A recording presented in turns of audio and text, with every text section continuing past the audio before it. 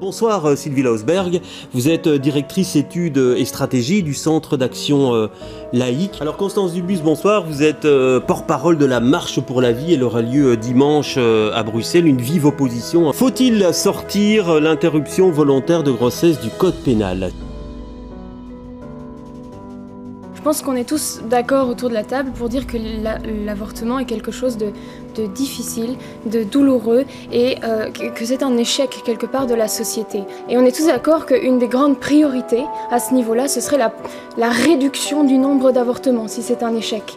En quoi est-ce que la sortie de l'avortement du code pénal va pouvoir concourir à réduire le nombre d'avortements ? Ce qui est vraiment intéressant, c'est que la population ne sait pas majoritairement que ces articles sont dans le code pénal. Est-ce qu'on n'est pas encore en train de tromper la population ? 75% ne savaient pas que l'avortement était dans le code pénal et après on dit que les femmes savent que c'est dans le code pénal et que c'est culpabilisant et que c'est pour ça qu'il faut l'en sortir. Mais où est la cohérence ? Il y a trop de flou autour de l'IVG en Belgique et ça, c'est pas bon. Et ce flou, à quoi est-il dû ? Il faut savoir que depuis 2011, on n'a plus aucun chiffre, aucune donnée sur le nombre d'avortements. Quand on regarde les chiffres, on voit que depuis l'instauration de la commission, ils sont passés d'environ 10 000 à 20 000. Les chiffres de 2010 et 2011, c'est 29 000 à peu près. Sachant qu'ils ne sont pas tous rapportés, c'est exact, mais cette commission, elle avait pour but d'avoir un regard sur la pratique de l'avortement. Pourquoi est-ce qu'on ne peut pas regarder ce qui se pratique ? Et elle avait pour but de voir si les conditions posées par le législateur étaient respectées.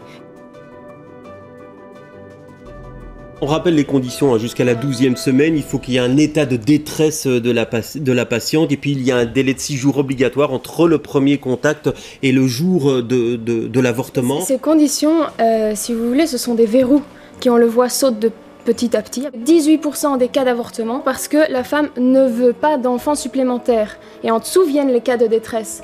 Les revendications de plusieurs parties, ce serait de supprimer la condition d'état de détresse, de supprimer le délai de réflexion. C'est un acte grave, tout le monde est d'accord pour le dire. Pourquoi est-ce qu'on supprime ce délai de réflexion qui va pouvoir éviter des regrets futurs ? C'est un service à rendre de pouvoir donner le temps d'y penser parce que moi, dans les témoignages que j'entends aussi, c'est j'étais sous pression. Mon copain qui ne voulait pas de l'enfant me mettait la pression. Mes parents disaient que j'allais pas être capable d'assumer et donc j'ai dû avorter le plus vite possible. Et maintenant, si j'avais eu le choix... Par exemple, on ne dit pas à une femme qui est décidée à avoir une IVG qu'elle peut porter la grossesse à terme et donner l'enfant à l'adoption. C'est dommage, il n'y a aucune portée vraiment juridique, aucune définition claire de cet état de détresse. N'empêche que certaines femmes font réellement face à un état de détresse et à une situation matérielle, financière, une pression psychologique. Il faut essayer de résoudre cet état de détresse pour prévenir l'avortement. Vous comprenez bien ? Protéger et la mère et l'enfant et résoudre l'état de détresse, aider matériellement, supprimer la pression psychologique pour la famille. Elle peut souffrir aussi si elle a un enfant qui n'est pas désiré. Alors nous sommes là pour l'aider et la société doit l'aider. Vous n'allez pas élever les enfants des femmes et alors mais moi je voudrais pas ouvrir écoutez de hauts, mais non des attendez. Il faut faire attention aux mots qu'on emploie. Mais je demande aussi d'être courageux pour décrire la réalité. Est-ce qu'on peut faire dépendre la vie ou la mort d'un être humain de la volonté d'une personne ? C'est totalement arbitraire, je suis désolée, et là il y a un terme qui va vous choquer, je suis désolée. Et peut-être qu'on en reparlera dans 10 ans, 20 ans.